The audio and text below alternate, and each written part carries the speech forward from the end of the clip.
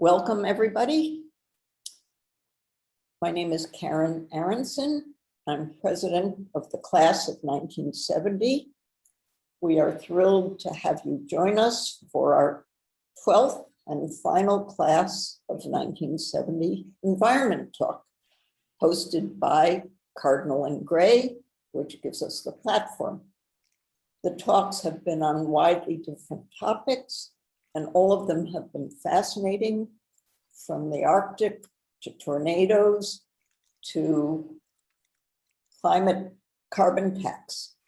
If you've missed any or want to see them again, you can find most of them on the Class of 1970 YouTube channel. Today we have Jim Hamerly, a course 6 major at MIT, who also holds master's degrees and doctorates in electrical engineering and computer science from Berkeley and from Carnegie Mellon. He has founded and run numerous companies. He calls himself, or I call him, a serial entrepreneur, and he has served since 2014 as Dean of the College of Business Administration at Cal State San Marcos in California. He makes sure that his students work on real-world projects with companies in the area, and he's had about 2,000 companies over the years sign on to work with his students. He's been fascinated by solar energy since college, which was a while ago.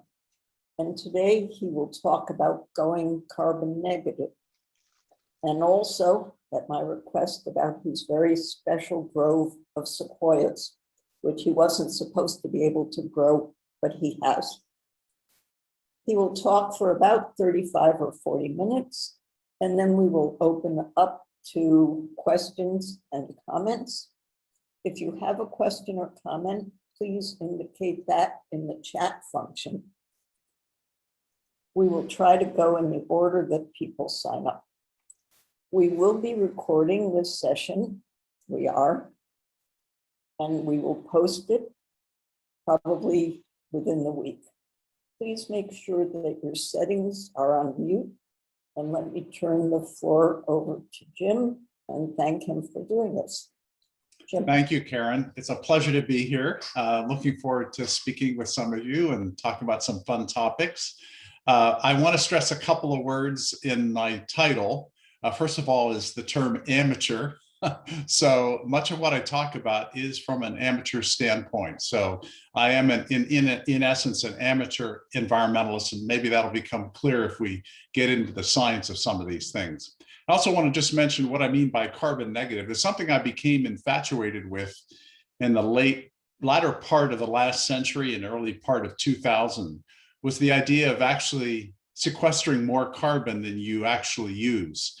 And so at the time, I did a lot of detailed calculations to see what my carbon footprint was and calculated what would it take in order to offset that and more, and actually have a negative carbon footprint. Al Gore kind of prompted me to do this because he had such a huge carbon footprint. And if you look at some of my websites, just I play some fun at his expense on that. So that's kind of the background of the talk today. And so, but by way of background, it's probably important when I say amateur, and part of the reason for that is because I've had many, many different careers. So let me talk to you about, just real quickly, what my professional background is. I've had 4 distinct career paths. I've had over 20 jobs in my 50 years since graduating. And when people ask me, what do you do? I'm fundamentally an entrepreneur. Here's some of the companies that I either started or was one of the founding engineers. The only one of significant import that, well, you may know Teradyne because that was in Boston. If you know Alex Darbeloff, who was chairman of the MIT Corporation for many years, I worked for Alex. And then the other one is probably Netscape. I had a startup company in San Diego that got acquired by Netscape to build their next generation browser. So if you're familiar with Firefox, I actually worked for Mark Andreessen, who was the co-founder of Netscape and ran the browser group during that tumultuous time that IE flattened us, basically. There's a whole story behind that. We're not going to talk about that today, but that's another interesting subject. Also an entrepreneur. I think most of you know what an entrepreneur is. It's someone that acts entrepreneurially in a large corporation. I spent quite a few years with Xerox Corporation, AOL, and so on and so forth. I've also done research and teaching, either at a variety of universities, including my current one. And then I serve currently as an advisor, a business advisor, to a host of companies, most of which are alumni startups. I've also founded and started 4 business incubators. That's a particular passion of mine with that. So anyway, that's my background. It's very broad, very diverse, lots of different things. So let me talk about the carbon negative initiatives that I have. And I should mention that I calculated my carbon footprint in the early part of the century and convinced myself I could go negative. I did. I will tell you the pandemic has allowed me to go more negative because I'm not driving anywhere like probably many of you, so, which is frankly one of the largest carbon uses that we have is simply the gasoline we burn in our cars. I don't have a hybrid, which is interesting, or an electric vehicle. So there are 6 of them, and I'll talk through a little bit about each of them. First, I have an off-grid, all solar powered home in Palomar. I'll talk a little bit about that. I was actually the owner builder of that property, which means I designed and built the home myself. With help, I obviously outsourced some of it. I have a second home, my main home in Poway, which is a residential area of San Diego. It's located about an hour from Palomar Mountain. And that's an on-grid solar powered home with a 0 footprint, or we generate about as much power as we consume. I have solar powered Treehouse. I'll talk about my geothermal greenhouse. I maintain 25 acres of forest on Palomar. I have the largest grove of Sequoias in Southern California. And most recently, I've started generating forest carbon credits, which I'll say a little bit more about in a few minutes. So this is my home in Palomar Mountain. We get snow. My wife and I wanted to build a second home somewhere. It had to be within an hour's drive above 5,000 feet because we like snow, believe it or not. And it had to have more than 5 acres. So we designed the home and built it. Again, it's also, there's no connection yet. We have our own water, our own sewage. The only connection to the outside world is a network connection, and that's done via kind of like a satellite link, but it's not, it's ground-based internet access. That's it. And so completely self-sustained, about 6,000 construction square feet, about 3,500 living square feet. And that's where all of my trees are. My second home, my main home, is actually, as I mentioned, is in a residential area of San Diego. It's on grid, much more conventional. You can see it has conventional solar panels. Well, let me go back for a second. The solar panels are in this metal pan roof. They're triple junction amorphous silicon. If you know Stanley Ovshinsky, who I did a lot of work on amorphous silicon and polycrystalline silicon at Berkeley. And it's ironic that I have his panels on my roof. His company was Ovionics, and they did amorphous silicon. So the triple junction, pretty efficient. More importantly, they're flexible. They come in sheets and rolls with double sticky tape. They're sprayed onto an aluminum, or I'm sorry, a stainless steel base, and with double sticky tape, you adhere them to your roof. So they're perfect for standing metal seam pan roofs. And we generate about 10 kilowatts in full sunlight with that. And we obviously have storage batteries. We have lithium ion batteries stored in a solar room in the garage, and that powers the entire home. We roughly generate twice the amount of power. If we turn every appliance, every light on in the house, we generate about twice what we need. And of course, at night, we use batteries. I mentioned the on-grid solar powered, again, conventional panels. You can see them on the roof there.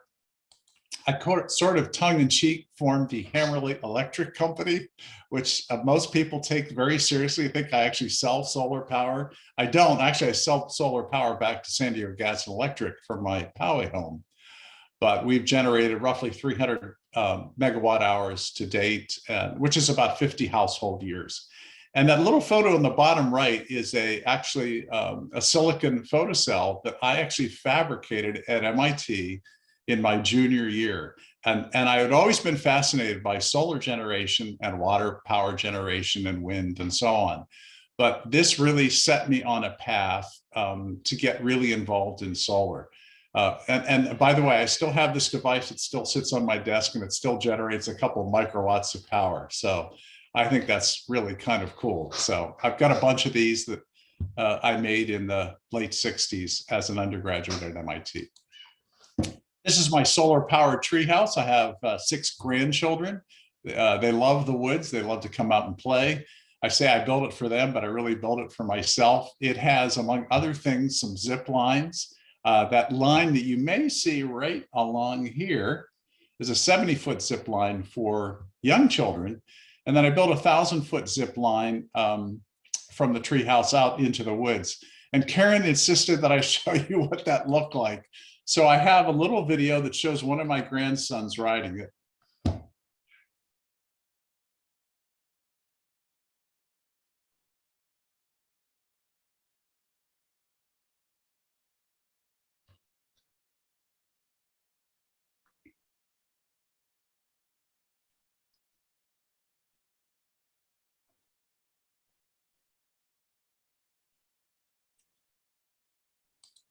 So anyway, that's my zip line. It's a lot of fun. You'll notice it's got a lot of slack in it. You put slack in it when you have young children in it. If you're an adult, we tighten it up and you get a significantly faster ride. Maximum speed, of course, the whole thing's designed using, as you would expect, mechanics and physics. Maximum speed's about 35 to 40 miles an hour for an adult. I got interested in, so I've built water wheels. I've done a little bit of wind power. I've obviously done a lot of solar power. I didn't want to mess with nuclear. That's a little bit too dangerous, but I always was fascinated by geothermal. So one of the things I wanted to do is grow my own food on Palomar Mountain. So my wife and I designed and built this geothermal greenhouse. And I've always been fascinated by geothermal. I've never done any of the calculations. So I did all the energy calcs to design this. And of course, on Palomar Mountain, we have snow and it gets very cold. It gets down in the 20s and teens. And I wanted a greenhouse that could be self-sustaining, that I didn't have to put any power into it. So except for electric power for running the fans, it's completely self-sustained. It never freezes. In the summertime, it gets quite warm. And in the winter, it stays well above 32 degrees. The way these work, I think most of you know, it's really very simple. The image at the left, you see the gray boxes, those are manifolds. And between the manifolds deep in the ground, we have all these pipes that run underneath the so-called basement or subterranean of the greenhouse. And so you only see some of the pipes there. There are many more. And then on the right, you see just prior to the pour, the foundation. So these vertical tubes, this is the inlet tube that I'm pointing out right here, that pulls the warm air in during the daytime and heats the subterranean basement, okay? And then it exhausts through this pipe. So the air coming out of the pipe during the daytime is cold and it goes in as warm. And at night, it just reverses. And these fans are kicked on by just automatic controls when certain temperature differentials are run. So I'll show you kind of what that looks like from a temperature profile. What you see here is the difference in the manifold temperature or the inlet and outlet of those metal pipes over a 24-hour period. So at night, so this would be this would be roughly midnight. You notice that the exhaust temperature is about 10 degrees warmer than the intake temperature. So what that means is we're pulling heat out of the ground and heating the greenhouse during the night. When the sun rises, obviously it reverses. You start heating up the air inside the greenhouse and the temperature of the intake goes way above the exhaust. So in other words, now you're pumping heat into the subterranean or the basement through all of those tubes. And then when the sun sets, it reverses again. So it goes through this roughly sinusoidal cycle every 24 hours. And so it cools it during the day in the summer, and it warms the greenhouse during the night in the winter. Forward, As you know, a lot of homes in Norway and other areas do geothermal, heating the entire home. Takes quite a few thousand feet of pipe to do that. I wasn't that ambitious, but this works very well for our greenhouse, which is about 200 square feet. And we grow our own stuff in there. I have roughly 25 acres of forest that I maintain myself. I have a little sequoia grove. You see my sign there. I'll say a little bit more about that. Let me give you an aerial view of the property. This is my home over here, the white and green, and that's the aerial photo of that same home that you saw that had snow on the ground. You'll notice we're pretty remote and pretty isolated. And I thought it'd be useful to show a video. This is a video taken from a drone. That's my home again right there. And we'll swing through and you'll see kind of what the area looks like.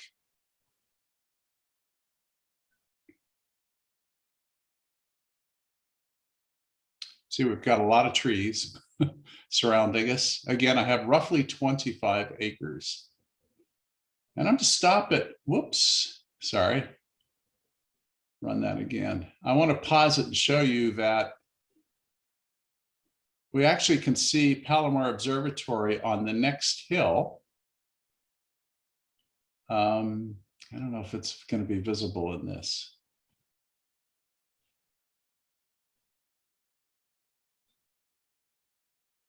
I missed it, sorry. But it is on the next hill. And then looking to the west, this is what enables me to grow sequoias. This is the ocean out here. You can't quite see it, but it's exactly 30 miles to the west. And what we get up every day are cool ocean breezes. The coastal fog rolls in, and sequoias get 40% of their water from the air. So that's why our sequoias are so successful. We have a lot of wildlife, a lot of wild turkey. You see some mule deer there. And then one of the things that surprises most people is we actually have mountain lions as well. And this is a mountain lion that my wife Peggy and I were having breakfast at 7 o'clock. This is about 2 years ago at our dining room table looking towards Palomar Observatory. And this male and female pair showed up. Very unusual to capture. This is about 10 feet from our window. I just captured that with my cell phone. That male on the left side weighs about 180 pounds as estimated by a naturalist. Not somebody you want to mess with. And he stared me down. He looked at us for about 2 minutes and then they sauntered off on their way. That scared me enough that I put up cameras at night. We get a visit about once a week. This is the only time I've ever seen them in the wild, and it was right up against our house, which was frankly terrifying. So we're very careful when we're outdoors. I carry spray with me and the usual accoutrements for defense. Okay, let me jump on to sequoias. On the top right, you see one of my,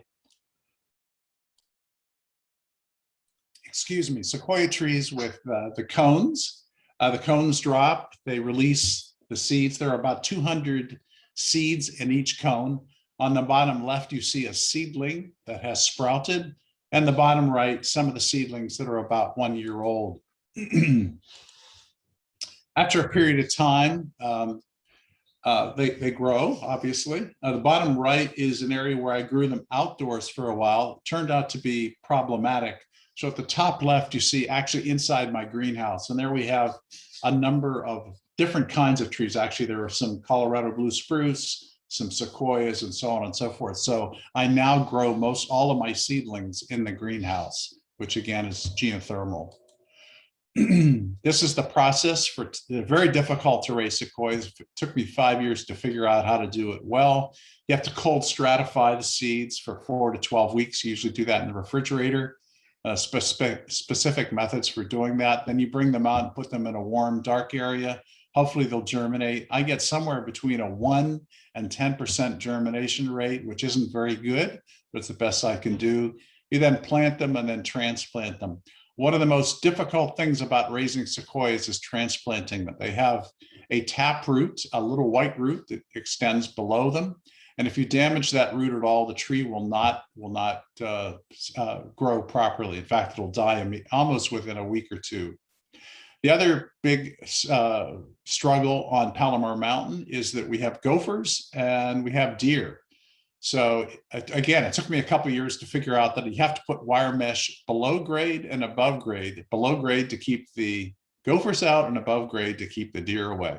And once they're established, after about 2 years, you can remove the wire mesh and they do great. Interesting little stat, a mature sequoia will generate 4 billion, not million, billion seeds in its lifetime. That will yield approximately 10 trees in the forest. So talk about a survival rate. That's not very good compared to most trees. I have cedars, incense cedars, that for every parent tree, I'll get 1,000 baby trees.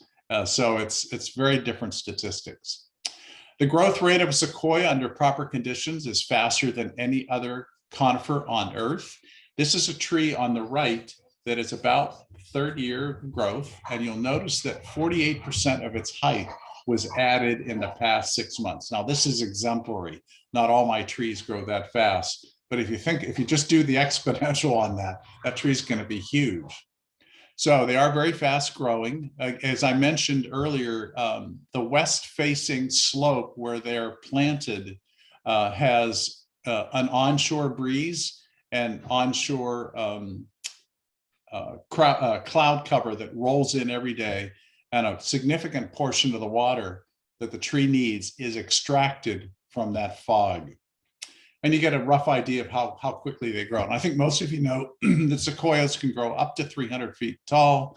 They can live for 3,000 years, amazing trees. As far as I know, they're the only tree that is completely impervious to insects.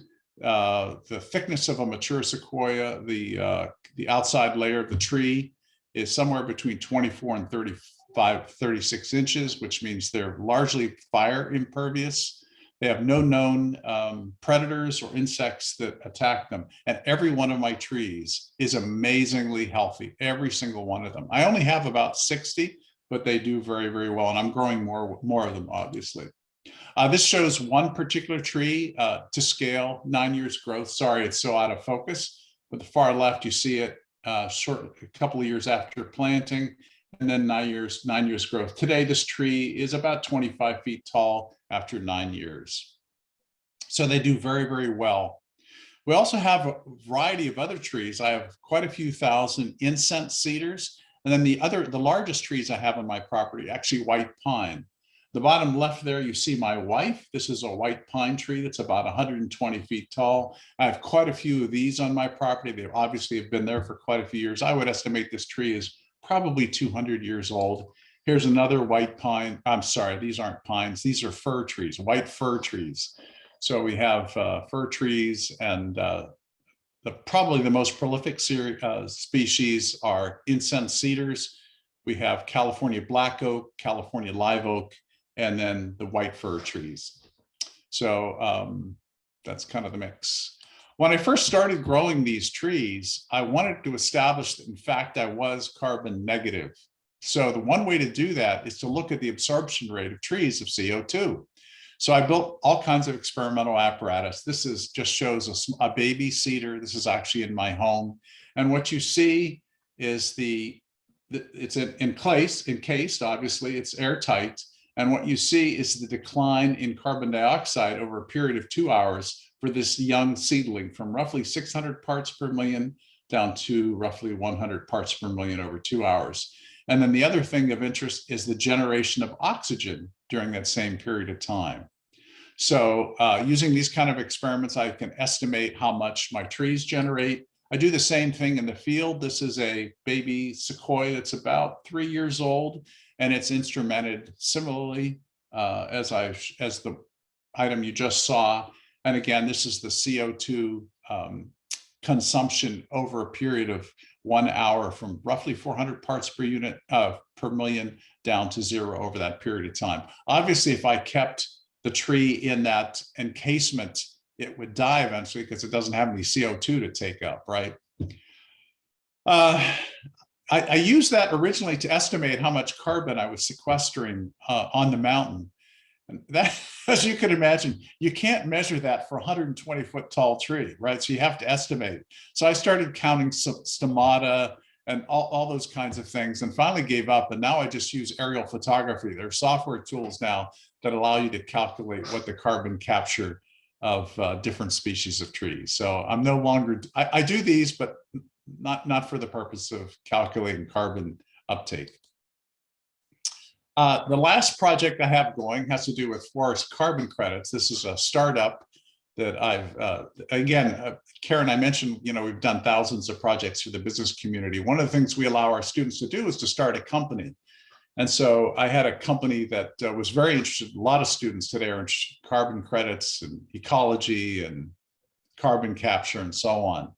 The two major entities that capture carbon is California Cap and Trade Program. Most of you are unfamiliar. It's probably the largest. And there's this new verified carbon standard that we're working with. It's called the Verra standard. And what's unusual about it, it's not used in the United States, but it's used all over the world, particularly in South America. And the nice thing about using the Verra standard, it's much lower cost to register a forest. If you're working with the California facility, it's like the rest of California. It's so encumbered with cost and administrative overhead. So it has a very low entry cost. It's very cost efficient. It's used heavily elsewhere in the world. Last year, there were about 100 million VCUs, verified carbon units. So that's each carbon unit is 1 ton of CO2 removed from the atmosphere. So they did 100 million tons last year, registered among 2,000 different tree projects. So what I've done is I serve on the advisory board of something called the California Climate Exchange. It's a bunch of students I had in college that when they graduated decided they wanted to pursue it. So we have a startup called California Climate Exchange, and my sequoias and my 25 acres of trees will be the first registered carbon credit platform in California using the Verra standard, which I'm really proud of and excited about that. So the point of the team is to, and working with Brazil, working with a number of international firms to extend and register properties to do this sort of thing. So I only have 25 acres, believe me, that's nothing, but it's a start and I really enjoy working with the team. So that's my last initiative, and I expect that to grow. I'm retiring June 30th this year. I'm going to spend most of my time working with a microgrid corporation. It's another startup that I'm involved in. That's a former student team, and then this carbon credit, and then a number of other high-tech firms. With that, I'm going to stop and see if there are any questions, and I finished in plenty of time, which I'm glad. Sorry if I ran really fast, but I wanted to make sure I got through all of the material. So I'll turn it back over to Karen or anyone else that wants to ask a question. This is George Meyer in Sacramento. I'm interested in a comment that I recently saw online about the energy companies, in particular the one in San Diego, I think PG&E, wanting to penalize people who have solar panels by charging them $90 a month, I think, just to service them. So that is correct. But actually, this is a US-wide, almost worldwide phenomenon. The real issue, San Diego Gas and Electric, they've been too successful in convincing all of us that we should have solar, which is, I guess, shouldn't be a surprise, but I guess it is to them. So we've been too successful in a sense. And in fact, I think in 2022, all California homes, I forget what the threshold of cost is. All new California homes must have solar installed. So really what they're trying to do, George, is offset the cost of the grid. So my on-grid home that pumps electricity back into the grid during the daytime still utilizes their transmission lines, and that they're trying to recoup the cost of maintaining that. And there's some legitimacy in that, I understand that, but it's an incentive to go completely off grid, frankly. And that's of course what we've done on Palomar. So I don't know if that answers your question. It's the $90 is really to offset the grid cost for owners like myself. And some of us have been grandfathered in, I think, if we've had solar until 2030, I think. Okay, good. I'm glad to hear that. I didn't know that. Thank you. It's good to hear. So Jim, thank you. Do your students come in interested in the environment? I mean, these are many of them first gen students, as you say, or you have to get them interested? No. One of the things about Gen X, Gen Y, Gen Z is they're incredibly passionate about the environment. And I would in fact argue somewhat too much so. They have, their eyes are wide open. They want to save the planet, right? It is really rampant among most of my students. If I did a survey of my students, I would tell you that roughly 50% of my students, even though they're first generation college students, they come from frankly lower socioeconomic backgrounds. The two things they're most interested in is entrepreneurship. And so we do a lot of side gigs or side hustles with them. And then the second thing is environmental causes. Yeah, huge interest. You cannot overestimate how interested young people are in these kind of projects. I have no problems at all recruiting students for my microgrid projects or my carbon capture projects. It's interesting because I think about the old Abe Maslow hierarchy of needs, and you think, food and lodging, and you would think environment comes later, but apparently not, which is good for us, I guess. Well, I'm not sure they quite understand Maslow's. I'm not sure that they quite understand those base layers, but yes, that's true. I think there's some reality that sinks in a couple of years in when you've got a student debt and your job isn't paying what you had hoped it would, and or you're working for a nonprofit making $35,000 a year. Doesn't work in California, so there's some realization. Tony? Yes, Tony.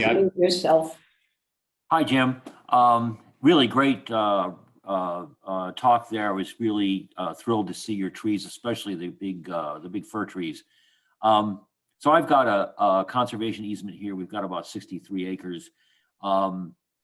Most of it, maybe 2/3 of it or more, is woods, a mixed hardwood pine forest. So how do I go about getting aerial shots of that and figuring out how much carbon I'm sequestering every year? Because I intend to send a bill to the government. Good. I don't know. I don't know who that is, the government, but fine, I'll send some. And where are you, Tony? I'm in the Eastern Shore of Virginia, on that little piece of Virginia that sticks down into the between Chesapeake Bay and the Atlantic there. So I'd be glad to assist you in that. You can reach me through the alumni email, or I can go back and put my email in the chat. I will put my email in the chat so you can reach me directly. Okay. And I'd be glad to put you in contact with some folks that might be helpful. I will tell you this, 63 acres, probably not going to generate a lot. I mean, at 25 acres, there's not a whole lot either. Yeah. But it's at least fun. So.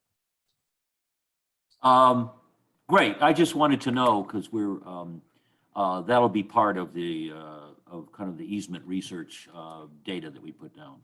So good. I'll get in touch with you. Good. Thank you. Phil Byer, unmute. So Karen, how do we ask questions? Oh, I thought you were going to read the questions, but I'll just Go ahead. I'll ask it. So you're clearly bringing Jim, you're bringing your science and engineering background into the work that you're doing, and you're teaching students business. Do you feel the students learn, or should learn more science? Well, I think they should learn, more science and more engineering, frankly. Many of all of our courses in the College of Business are fairly technical, believe it or not. So for example, the most important subject that spans all business disciplines today is business analytics. The ability to do calculations. It's rampant in accounting and finance and marketing. Without business analytics, there are very few. I guess human resource management would be one where even there, I would argue. So we're migrating a lot of our curriculum in the direction of technical fields. Everybody has to have, obviously, user computer science skills. They don't have to write code. I would say about a third of my students learn to write code, low level stuff, right? But still, and business analytics. So it's not science per se, but it's definitely a quantitative approach to everything. Everything in business today is quantitative. So it's important that they pick up on those skills. I don't know if that answers, it's not really pure science in the sense you and I would think about it, but. How much math do they have to get through business school and business analytics? And do they have it and do they drop out? So we're an impacted college, which means we limit enrollment. We have a GPA requirement, which is pretty unusual given the served demographic that we have. They have to complete they have to complete calculus before entering the business program. And then business analytics, frankly, is pretty technical, but it's algebra calculus level stuff. It's nothing more sophisticated than that. It's a lot of optimization, frankly, is what it is. A lot of data analysis and a lot of optimization, as you would expect. I just remember from when I used to write about higher ed that calculus was and math were the courses that were the biggest things that made kids drop out of college. And there are many things that cause my students to drop out. Mostly it's financial. So Phil, did I answer your question?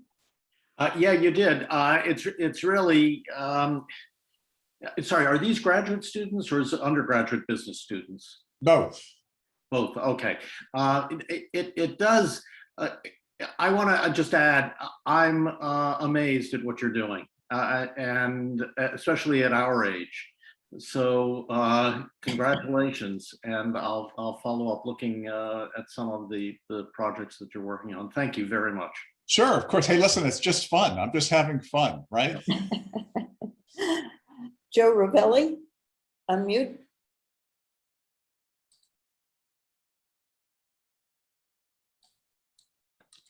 There is a question. Are you there? All right, yeah, I'm sorry, yeah. That's all right. I was just wondering, in your experiments, I was interested in the variation of the carbon capture, the sequestration of capabilities of the trees as they grow. You know, it's a small tree, gets bigger, it's a seedling, and it goes to a large tree. Is it a quadratic growth or exponential growth, or what kind of growth as a rate of the age of the tree do you see?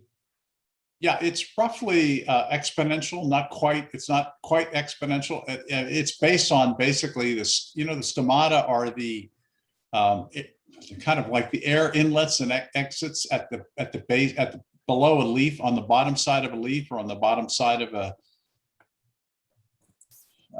the greenery part of the tree, and that grows roughly exponentially with the size of the tree. So yeah, in very rough terms.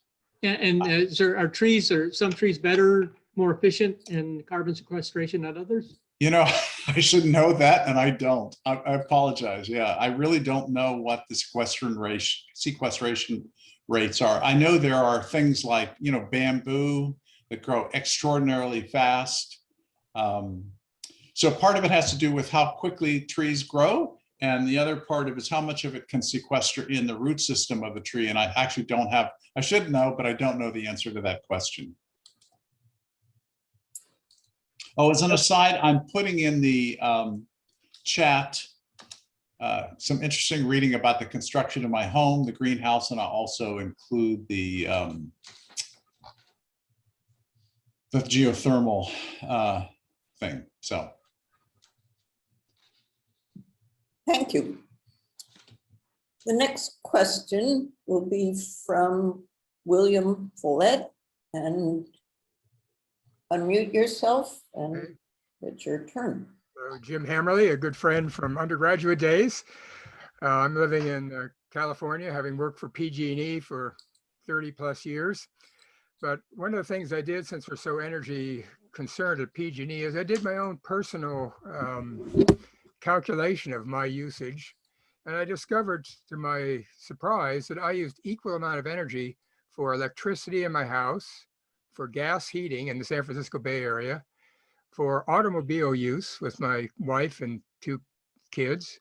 And depending on how much you fly around, you could have equal amounts on airplane use. And I'm just curious, did you consider kind of all those things when you try to consider yourself being carbon neutral or not? I did. And actually my largest, so I have a pool in California in my home in Poway. That's my largest use of power, followed only by air conditioning. We live about 30 miles inland from the ocean, and it gets quite warm in Poway. It can get well over 100 degrees in the summer. So, but surprising, pools are the #1 thing in most homes in California, followed by air conditioning.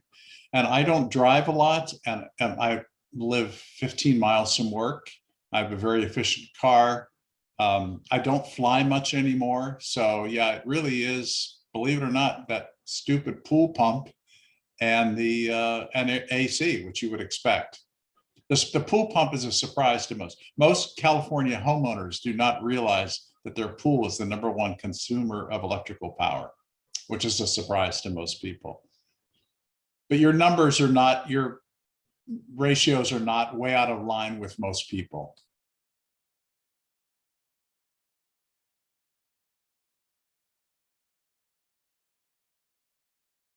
I see Jonathan Glass with a hand up. Paul Wilson Oh. is next. I skipped over him, sorry. No problem, Karen. Hi, Jim. Great talk and great projects. Glad to finally sort of meet you. And so I spent my first 13, 14 years of my career developing, manufacturing, deploying solar photovoltaics. While our colleagues were did silicon ones. While my colleagues were researching all the alternatives, and the silicon ones then and even today, there's a huge amount of energy that goes into making those. So I'm not that familiar with the amorphous triple junction. So I was curious as to if you've ever got the information to figure out, how much energy it took to make those solar cells, and sort of what the payback period has been, in terms of how much they're generated. You raise a very important point. It does take substantial energy. These are sprayed on, believe it or not. It's a spray process on top of a stainless steel substrate. And then they're overcoated with a thick plastic layer. A newer photovoltaic cell. Oh, for solar panels? Yes. Oh. Okay. That's interesting. Sorry, it sounds like we have several side conversations going on. So the other thing I was going to mention real quickly, Paul, is I got very interested in organic photoreceptors some number of years ago, and I think that still is the great hope. In the sense, I was involved at Xerox when Kodak brought out, or we built selenium and other kinds of photoreceptors. Yeah.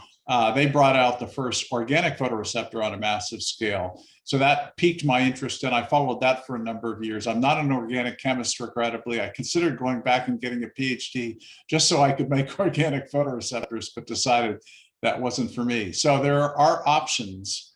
A lot of the new amorphous panels that are made today, they're sprayed on glass and on plastic.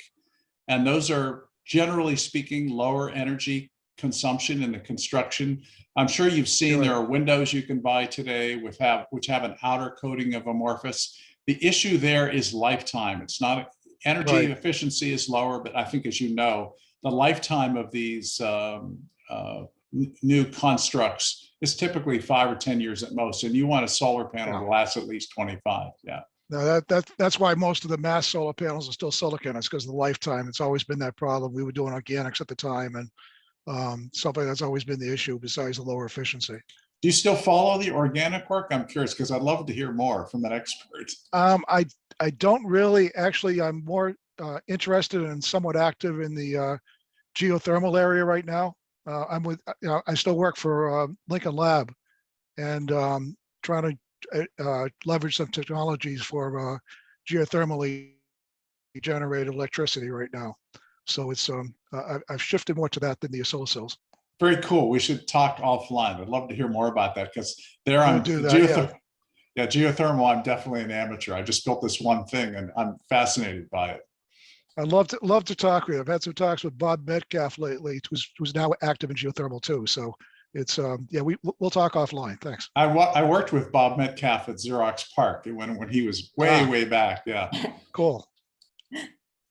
Thanks. Jonathan Glass has his hand raised.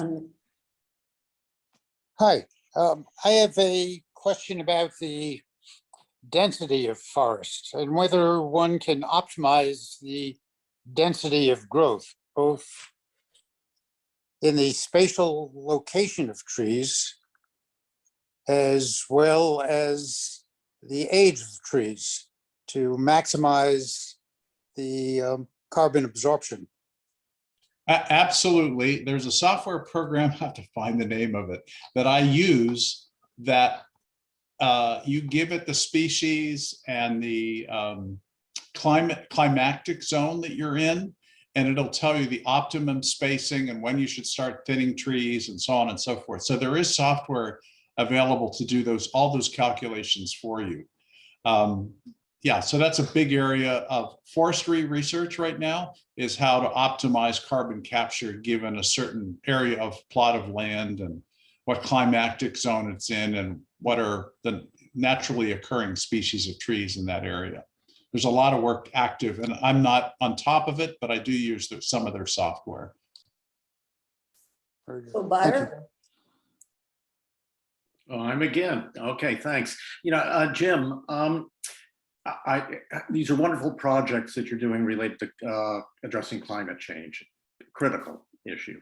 But we may also be going down a path where we forget about other environmental implications of the things we're doing. So my question relates to, have you or your students also, whether analytically or at least thought about the life cycle impacts of the various activities, including the impacts from generation and disposal of things like batteries? Yeah, so as you know, that's a really hot topic, and I'm not an expert whatsoever. Really hot topic with electric vehicles right now.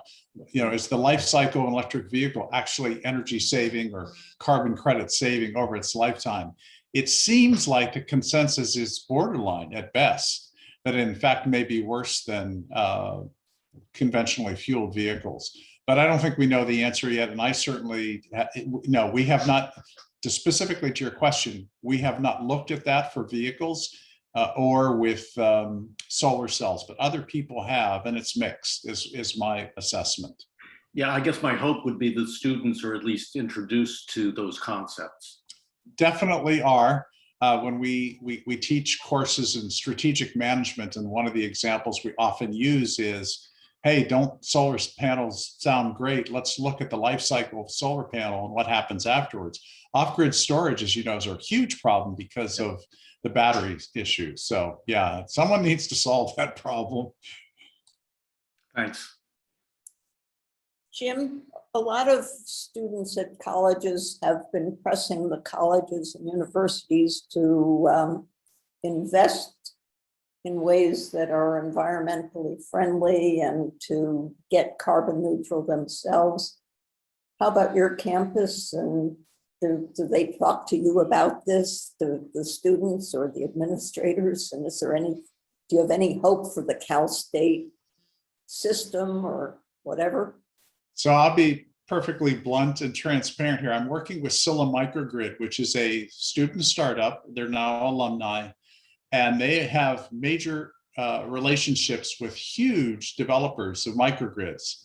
And so they're trying to act as an intermediary. We have all the data at my own campus of what their electrical usage is.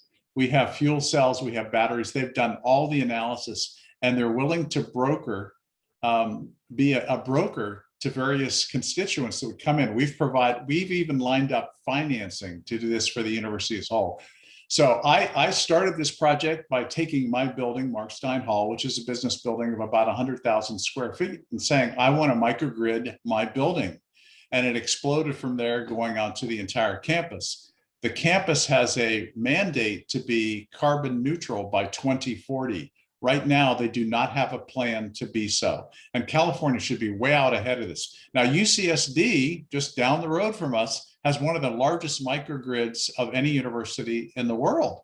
So it's not like this is something that's novel. So it's been very frustrating, and I'm part of it. I'm part of the administration. It's very difficult to get the administration to move on this. I'll also mention that one of the primary motives, and we had fires in San Diego all the time, 2003, 2007, 2013. The 2013 fire came within 100 yards of the campus and shut the campus down. So the element that we're using right now is catastrophic fire is the reason why they need to build their own energy sustainability, to be able to disconnect from San Diego Gas and Electric and run self-standing. And we have a formal proposal into the university right now. We've provided the funding, the engineering, the calculations. Nobody doubts that we've done all of our homework. No one questions whether or not it's a good idea, but getting decision makers in large, as you know, we're 500,000, the CSU system's 500,000 students. It's the largest university system in the world. Is very difficult to get people to make decisions. And as a business dean, that's very frustrating to me. So we will get there, but we've been pushing for 2 years to get my campus converted to a microgrid installation. So the obstacle is really just people making decisions, and Exactly. which Too is many part risks. of what you teach about. Right. Too many risk-averse senior leaders is the problem. And I understand why. I mean, they're incented to be risk-averse. Any other questions, comments? Is that? I don't think that's a. There was a question about what's the best solar panel to buy for a home in Northern Virginia, assume a 50-year life. So I don't know you can find all of this online. What I would recommend you doing, unless you want to do it yourself, which is what I did, is to look at the top 2 or 3 providers in your region and ask them for estimates. I would suspect that you should be able to have a return on investment. In California, the return on investment is down to 6 or 7 years today for a homeowner. So I suspect, again, it all depends on what your solar irradiation. In California, of course, we've got a lot of sun. So it's very feasible that a 15-year lifetime might pay off. I just don't know. Okay. Barbara Solner-Webb. Hi, slightly off the topic, but these environmental, okay, I'm unmuted, right? Can you hear me? Can you hear me? Yes. Yeah, Jim. Sorry. These mute things. These environmental things you're doing are fantastic. And this being the last one is a very sad time. Any chance we can convince you guys to continue next academic year, just continue right now, whatever? Or draw in people from other classes to it or something? Because I think they have been universally fantastic. You're talking about the environment Zooms? Yeah, sorry. Sorry about that, yes. Well, do people want to weigh in here? I see 2 thumbs up. I vote for yes. Yeah, Karen, it's Phil. Just a comment. This is has been led by you in the class of 70 and organized through the older folks. Might there be? Because I agree, these are terrific. I wonder whether or not the Alumni Association might take it over to include other classes too, maybe every year, and see where it goes. Because I mean, we all know that the class of 70 is the best, but we'll admit that other classes also have worthwhile people to listen to. Well, so we started it just as a class project because our 50th reunion didn't happen except virtually, and we had a 12-person environment panel. And so we decided simply to do 12 environment Zooms once a month.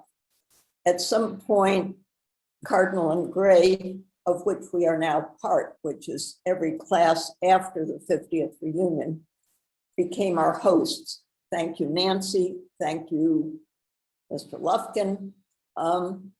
And so we've had them as part of our audience, which has been wonderful because there are lots of people who are interested in the environment and knowledgeable about it.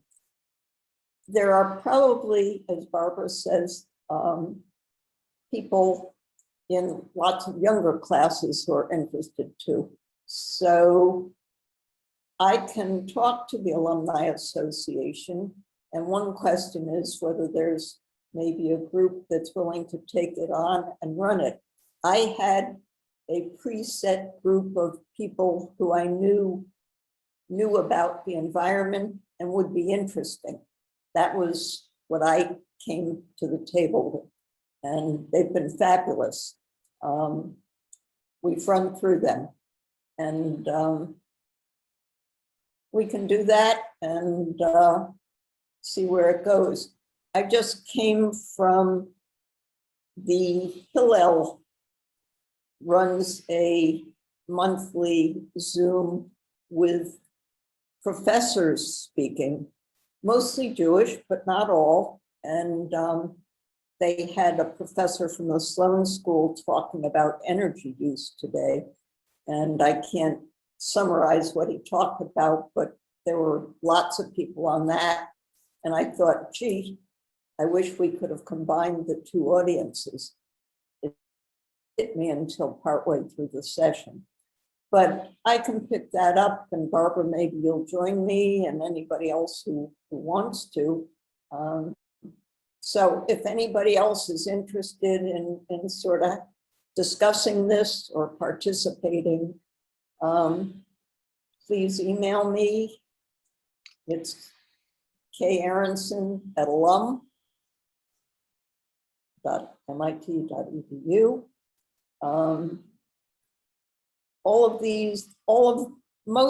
We didn't start recording until I think our third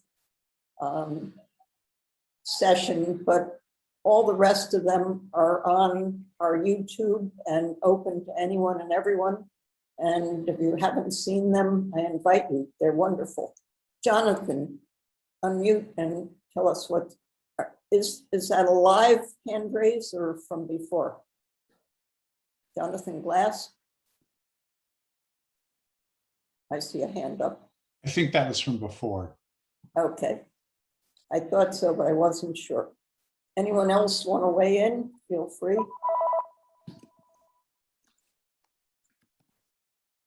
Okay, well, I can do that, and we'll see where it goes. So this is not my field. You know more about it, and everybody we've had speaking knows more about it. So Well, let's see. Paul Lawson says there might be a tie-in with the Grand Climate Challenge program. Paul, are you on? Can you tell us what that is? Yeah, I'm on. Yeah, campus, was it last year? I think, sent out, asked for proposals from campus, around campus, mostly from faculty or tied in with staff and things for, lots of, sort of out of the box type of ideas for climate challenge or energy. There's probably tied in with the energy initiative on campus also. And they got a bunch of proposals. I listened to some of the lightning rounds. I'm not quite sure where they are right now, but it might be one central hub of things. Frankly, my own opinion was it wasn't as grand as I thought it should be, or maybe they could have made it just because there wasn't that much money behind it. But they've got the effort going on. Nancy Mims, my impression is that there's at least one other and maybe more environment groups that the Alumni Association has going now. Do you know? Well, I'm not an expert in what we've got going on in that area, but I'm thinking, after we get through next week, we have this little thing coming up called reunions. Okay. Once we get through that, Mr. Banerjee has his hand up. This is good afternoon. This is Shamadas or Bob. That's my nickname. I'm from the class of '64. My class just prepared a book of essays for our virtual reunion, and you can access it. I've given the link on the chat, which you can access. I wrote an essay, it's rather long, about 40 pages, on helping poor countries meet the climate challenge.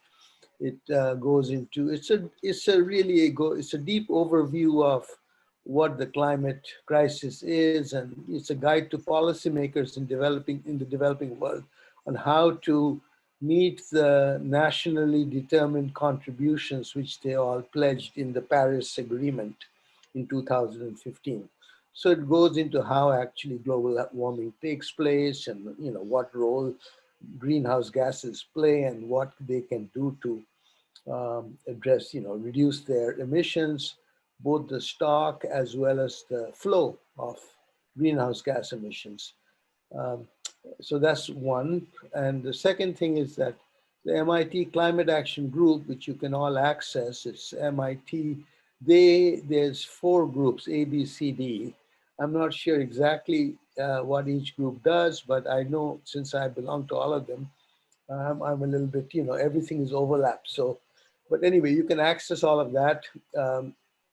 There is Group C, which deals with some of the technical issues about climate, and they just had the reason why I'm late for this seminar is because they had a very interesting presentation just at 1 o'clock by Allen and Overly, yes, that's a law firm.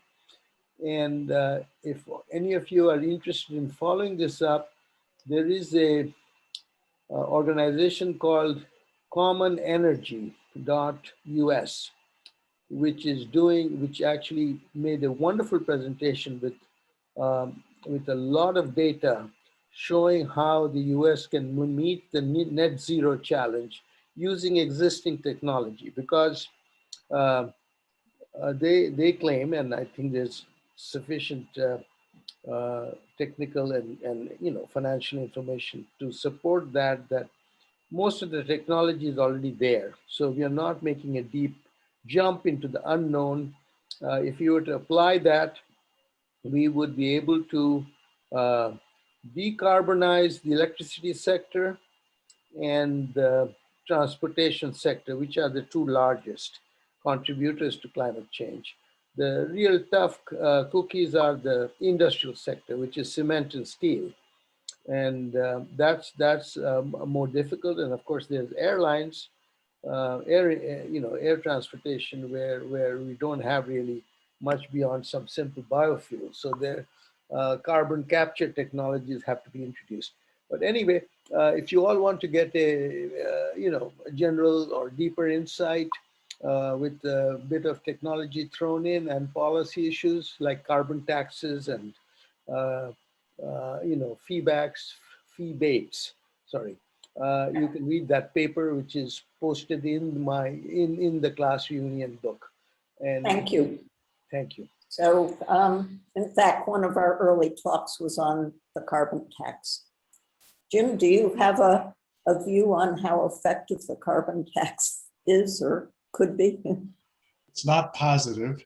So actually, I'm not a fan, even though I'm participating in carbon exchange.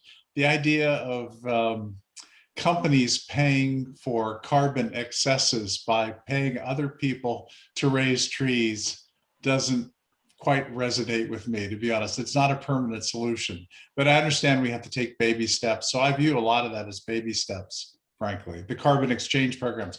Carbon taxes is a whole separate issue. I'm not a fan of them, frankly, because there are lots of large, I'm sure you're familiar with what Google is doing currently. They plan not only to become carbon neutral, they plan to go back to their founding days and pay for all their carbon excesses, which is great. That's wonderful. They can afford to do that. Many companies cannot. So, yeah, so.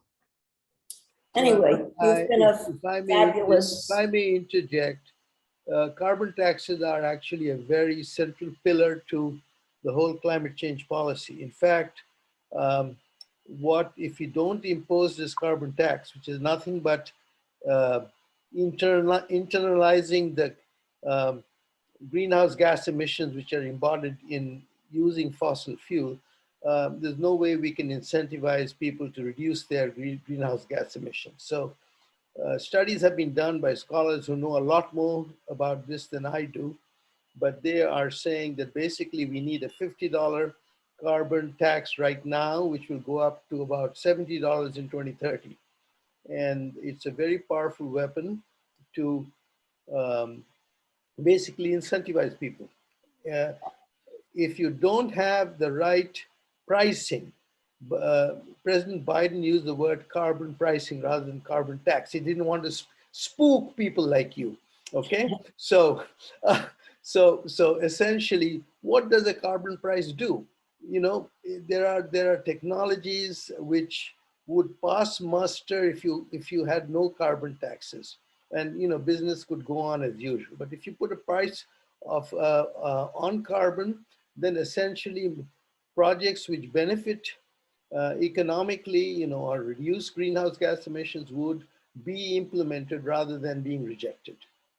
I don't disagree that it would work. I just have difference of opinion about how those carbon tax monies would be used. So my issue is not the tax per se, it's where that money would go. Okay. So it probably tells you a little bit. So I don't think we should get deep into the discussion. It's really not the topic for today. One comment. Suppose if all the carbon tax proceeds were returned to the people who paid it, would that satisfy you? Yes, it would, but that will never happen. But anyway, that's a separate conversation. 90%. Let's say 90%.